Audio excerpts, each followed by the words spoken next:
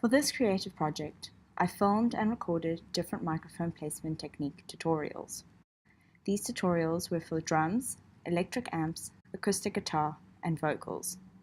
They each show how different microphones and their placements around the certain elements in the tutorial can change the recording.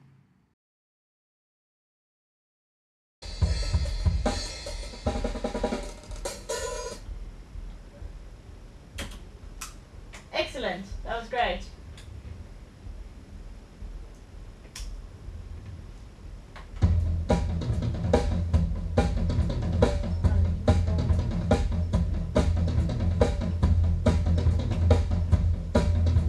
Okay, cool. Do you guys want to listen to the variations and go through that? Let me actually just come chat to you there for a sec. It uses minimal microphones and can lessen the setup time for drums. So my name's Ken. I'm 25 years old.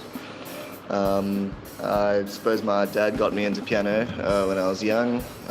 Started playing in grade 2, and then from piano I progressed onto guitar, and then from guitar I started doing drums in high school, and I've been doing it ever since.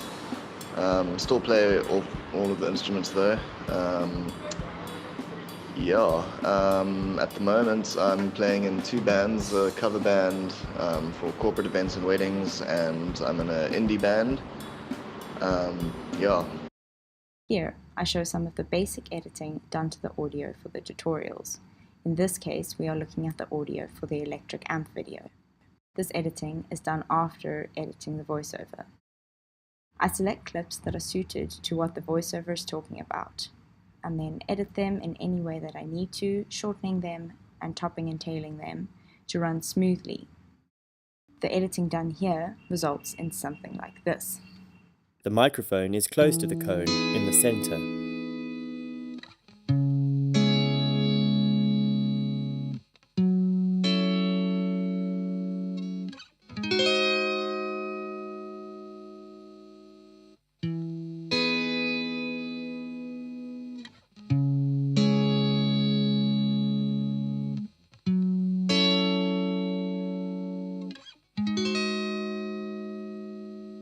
Finally, using 2 microphones, place one in front of the cone and the other about 1/2 meter from the amp. These 2 signals can be combined to get a fuller sound, usually using a dynamic microphone on the cone.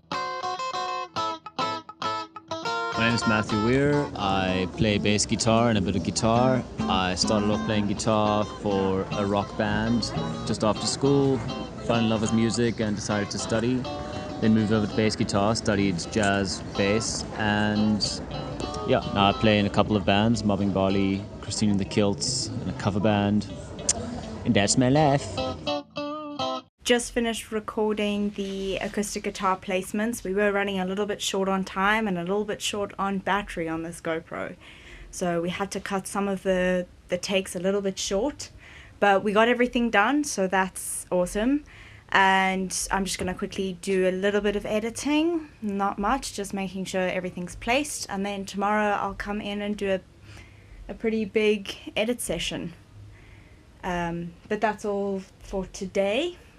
Just before this session, I edited all the electric guitar parts. I haven't done the video editing yet, but all the sound is done, so that's awesome. Just got to put all the footage we took. In this week's tutorial, we will be looking at different techniques to record the natural sound of an acoustic guitar.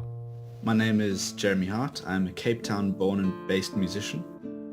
I first got into music by watching my aunt and my stepmother at a young age, but I only really started taking formal lessons at about the age of 12-13 in classical guitar. I continued with this through high school, where I also started playing trumpet. And at the moment I am busy working towards my honours in classical composition. Here, I show how I process the voiceover after it has been recorded. First up, I check the recording to the script that I wrote and edited, cutting out any repeated or incorrect parts, sometimes choosing the best takes. Then I take a closer look at the clips, topping and tailing, and removing any breaths or any other nuisances in the recordings.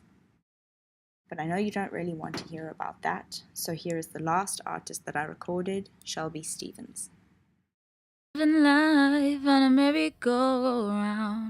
today's tutorial, we will be looking at a few tricks you can use when recording vocals, where to place the vocalist in the room, choosing a microphone for the recording, as well as a few different microphone placements.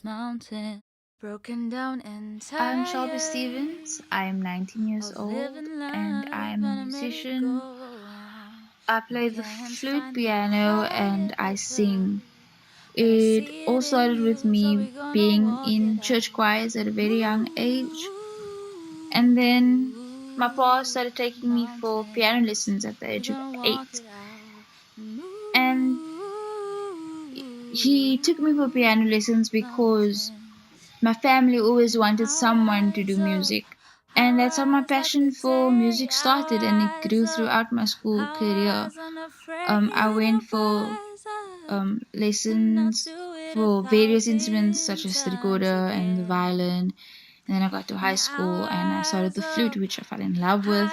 And I was in the choir. I was very involved with the music department.